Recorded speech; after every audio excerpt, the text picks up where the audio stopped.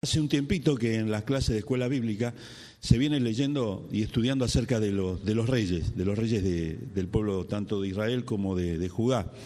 Y bueno, hace unos domingos atrás Ricardo Bertone tocó acerca de un rey que está en el libro de Segunda Crónicas, un rey que se llamaba, cuyo nombre era Josafat. Él habló de ese rey.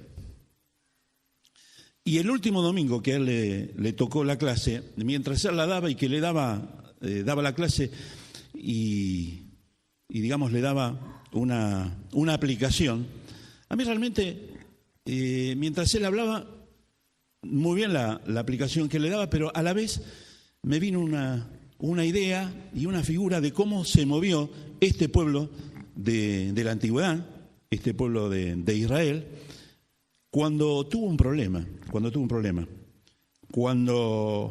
lo cercaban los enemigos. ¿Por qué venía a mí ese domingo cuando él hablaba este pasaje que está en el libro de Segunda Crónicas, en este caso capítulo 21? ¿Por qué vino a mí? Por la cantidad de ataques que está sufriendo el cristianismo, más que nada. Yo acá había notado, Alejandro Brown dio una charla hace unos domingos, pero no solo es el tema del aborto, que no se aprobó, sino que hay una cantidad de ataques contra el cristianismo que yo particularmente no lo había visto con la intensidad, nunca con la intensidad que se está generando hoy por hoy. Yo noté algunas cosas, pero no voy a abundar mucho en ellas, pero sí llama la atención el gran ataque que se está llevando adelante sobre todo contra la cultura judeo-cristiana. Es más, a algunos les habrá llegado que esta última semana o la anterior hubo realmente un ataque en Neuquén contra alguna iglesia que manifestó su posición respecto del aborto, no sé si la semana que pasó o con anterioridad. Hay una cantidad de bajada de información o de bajada de enseñanza respecto de la sexualidad, respecto de la igualdad de géneros. Yo tuve la oportunidad, me pasaron, hay un código hay un manifiesto, mejor dicho, que habla de la contrasexualidad. Les digo, leer eso es terrible, las cosas que dicen, y todo va en contra, inevitablemente en contra de Dios y en contra de la Iglesia. Entonces, cuando Ricardo hablaba en ese momento y yo leía este pasaje, me hacía esta figura. Dice así la palabra de Dios, en el capítulo 20, versículo 1. No lo voy a leer todo para no extenderme en el tiempo, pero dice, Segunda Crónicas 21, pasadas estas cosas aconteció que los hijos de Moab y de Amón y con ellos otros de los amonitas vinieron contra Josafat a la guerra.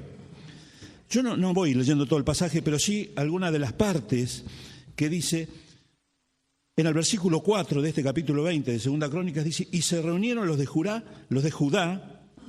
que era una tribu, para pedir socorro a Jehová. Y también de todas las ciudades de Judá vinieron a pedir ayuda. Entonces Josafat se puso en pie en la asamblea de Judá y de Jerusalén, en la casa de Jehová, delante del atrio nuevo, y comienza una oración que es de pedido, pero a la vez es de confirmación del Dios en el cual ellos confiaban. Y vamos a ver que todos estos embates y ataques que se producen contra la iglesia cristiana, se producen contra la iglesia católica, apostólica, romana, que es la que está más expuesta, pero ya se está produciendo con la iglesia evangélica. Y esto va avanzando. Entonces Josafat hace una oración y dice, se puso en pie en la asamblea de Judá y de Jerusalén, en la casa de Jehová, delante del atrio nuevo, y dijo, Jehová, Dios de nuestros padres, Y acá yo nos asociamos en esta noche con esta oración ante los embates que pudieran venir. Dice, Dios de nuestros padres, ¿no eres tú Dios en los cielos y tienes dominio sobre todos los reinos de las naciones? ¿No está en tu mano tal fuerza y poder que no hay quien te resista? Dios nuestro, ¿no echaste tú a los moradores de esta tierra delante de tu pueblo Israel y la diste a la descendencia de Abraham, a tus amigos para siempre? Dice más adelante, en el versículo 9, si mal viniere sobre nosotros, o espada de castigo, o pestilencia, o hambre, nos presentaremos delante de esta casa y delante de ti, porque tu nombre está en esta casa, y a causa de nuestras tribulaciones, clamaremos a ti, y tú nos oirás y salvarás. Dice más adelante, en el versículo 13, bueno, me salté una parte donde dice que los enemigos eran muy fuertes, con el ánimo de ahorrar tiempo, que los enemigos eran muy fuertes y que ellos se consideraban absolutamente nada para enfrentar a estos enemigos. Y dice en el versículo 13, y toda Judá estaba en pie delante de Jehová, con sus niños y sus mujeres y sus hijos. Y estaba allí Jezael, hijo de Zacarías, vamos al versículo 15, y dijo, oíd Judá todo, y vosotros moradores de Jerusalén, y tú rey Josafat, Jehová os dice, no temáis, ni os amedrentéis delante de esta multitud tan grande. Y acá viene el consuelo absoluto que tenemos que tener. No temáis, ni os amedrentéis delante de esta multitud tan grande, porque no es vuestra la guerra, sino de Dios. Entonces, a mí me baja un alivio terrible, porque no importa cuál sea el ataque, no importa cuál sea el enemigo, no importa la situación que tengamos que enfrentar, que gracias a Dios hasta ahora es poco y nada, pero sí se nos va metiendo a través de los medios, a través de los diarios, a través de quien sea, toda esta información sucia. Y es un enemigo que es más sutil que un ejército que se presente delante de nosotros, pero quizás es más peligroso. Ahora, ¿qué me dice Dios? Dice, no os amedrentéis delante de esta multitud tan grande, porque no es vuestra la guerra, sino de Dios. Y allí es donde yo me tranquilizo. Y allí es donde nos tendríamos que tranquilizar. Porque la guerra es de Dios. Pero a pesar de ello, nosotros algo tenemos que hacer. Fíjense, dice, mañana descenderéis contra ellos. He aquí que ellos, los enemigos, subirán por la cuesta de Cis y los hallaréis junto al arroyo antes del desierto de Jeruel. No habrá para que peleéis vosotros, en este caso. Paraos, estad quietos y ved la salvación de Jehová con vosotros. Oh Judá y Jerusalén, no temáis ni desmayéis. Salid mañana contra ellos, porque Jehová estará con vosotros. Ahora, la batalla era y es de Dios. Y Dios les dice, no es vuestra la guerra, sino de Dios, sin lugar a dudas. Pero este pueblo algo tenía que hacer, que era nada, pero algo tenía que hacer. Dice, mañana descenderéis contra ellos. Y dice acá que descendieron a la ladera de una montaña, dice más adelante. Pero no tenéis que hacer esto para que peleéis vosotros en este caso. Paraos, estad quietos y ved la salvación de Jehová con vosotros. Ahora, yo digo y les pregunto, no para que me contesten, pero para que lo piensen. Dice acá, porque Jehová estará con vosotros. Esa palabra se sigue cumpliendo. Jehová, Dios, está con nosotros. Y si Dios es con nosotros, ¿quién en contra de nosotros? Ahora, toda esta cantidad de ataques, toda esta cantidad de información, toda esta cantidad de cosas sucias y turbias que nos llegan a nuestra mente, son como un enemigo al que uno a veces no sabe cómo enfrentarse. Yo me imagino los papás de hijos chicos, no me quisiera poner en el lugar de ellos de cómo explicarle una cantidad de situaciones que se les están presentando. Debe ser difícil, porque es mucha la información y es mucha la sutileza, que a veces la sutileza de Satanás es tan profunda que hasta a veces algunas cosas las miramos y cuidado, no pensemos que a lo mejor no está tan mal. La multitud a la que nos enfrentamos no es un ejército con espada, no es un ejército con escudos, no son guerreros, sino que es una sutileza total y absoluta de Satanás. Ahora, ¿qué dice acá? Porque Jehová estará con vosotros. Pero yo veo acá una iglesia que se está moviendo. Era distinto en esta época, pero resulta que Josafat, el rey, reúne al pueblo. El pueblo estaba en pie delante de Jehová con sus niños, con sus mujeres y con sus hijos. Dice más adelante que hablando y consejo al pueblo puso a algunos que cantasen y alabasen a Jehová, vestidos de ornamentos sagrados, mientras salía la gente armada y que dijesen, glorificad a Jehová, porque su misericordia es para siempre. Un rey, un pueblo, una nación, una tribu, Dios en medio de ellos, todos juntos, unánimes, niños, padres, mujeres y sus hijos, y una congregación que tiene tiempo para cantar y alabar a ese Jehová que los iba a defender. Y yo ante esto me postro y doy gracias a Dios, porque nada ha cambiado. Los tiempos han corrido. Pero hoy estamos esta pequeña congregación, esta pequeña comunidad, reunidos aquí. Porque hubo alguien que con su infinito amor, Dios mismo, se hizo hombre en la persona del Señor Jesús y permitió que el Señor Jesucristo viniera a este mundo para ocupar un lugar que tenía que ocupar yo. Y me dice ahora y nos dice a todos aquellos que hemos creído, no tenéis o no tenemos lucha contra carne ni sangre, sino contra potestades, contra huestes celestes.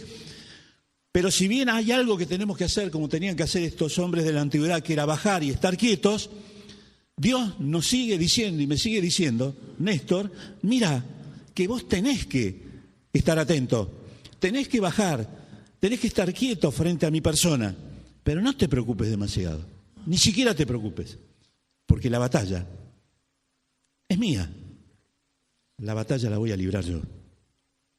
Y gracias a Dios por eso. Gracias a Dios por eso.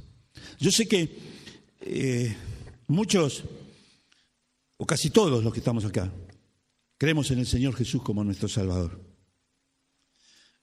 Y Marcos leyó un salmo que nos trae tranquilidad. Esta fue una semana terrible. ¿Terrible en qué sentido? Que en el aspecto de las noticias, en el aspecto de las finanzas. Pero Dios sigue siendo el mismo. Y Dios está por sobre todas las cosas. Está por sobre todos los gobiernos, por sobre todas las naciones, por sobre todos aquellos que se piensan tener una pizca de poder, que sí, que tienen poder para destruir mucho, pero Dios está sobre ellos. Dios está sobre las naciones, sobre los gobiernos, sobre los municipios. Voy a decir una palabra. Está sobre el dólar inclusive. Maneja no hay finanza que pueda complicar a Dios. No hay nada que pueda complicar a Dios. No hay medida económica, no hay cambio de gabinete, no hay nada. Dios está sobre todas las cosas. Y Dios nos dice y nos sigue diciendo en esta noche, hijos míos, la batalla es mía. Ustedes solamente estén en pie, como le dijo a este pueblo. Y saben una cosa, yo no lo voy a leer, pero bajaron estas dos naciones o tribus que le querían hacer guerra a Josafat. Y el pueblo obedeció. Y yo lo creo porque dice la Biblia, lo dice la Biblia. Y la Biblia es la palabra de Dios, y la Biblia es verdad. Y el pueblo obedeció, y bajó y estuvo quieto. ¿Y sabe lo que pasó? Bueno, muchos lo sabemos. Los enemigos se mataron entre ellos, se emboscaron entre ellos, y no tuvieron que mover una sola lanza el pueblo de Judá. ¿Por qué? Porque Dios había dicho que la batalla era de él, pero el pueblo sí estuvo en pie. Que Dios nos ayude entonces, aquellos que ya somos sus hijos, a estar en pie.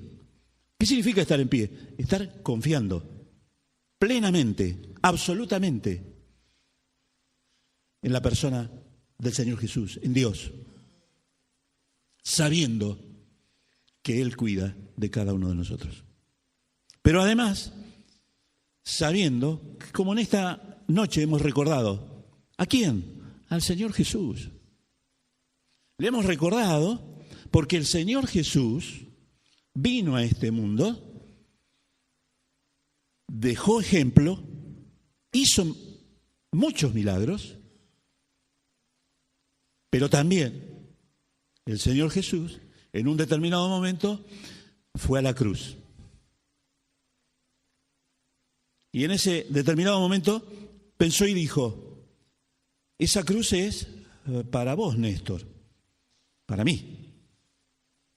Esa cruz es para cada uno de nosotros. ¿Pero sabes lo que dijo el Señor Jesús? Pero no importa. Esa cruz la voy a ocupar yo, porque te amo, y porque nos ama, y porque te ama, y porque nos ama a cada uno de nosotros. Y esa cruz, que era para mí, que era para cada uno de nosotros, fue ocupada por el Señor Jesús.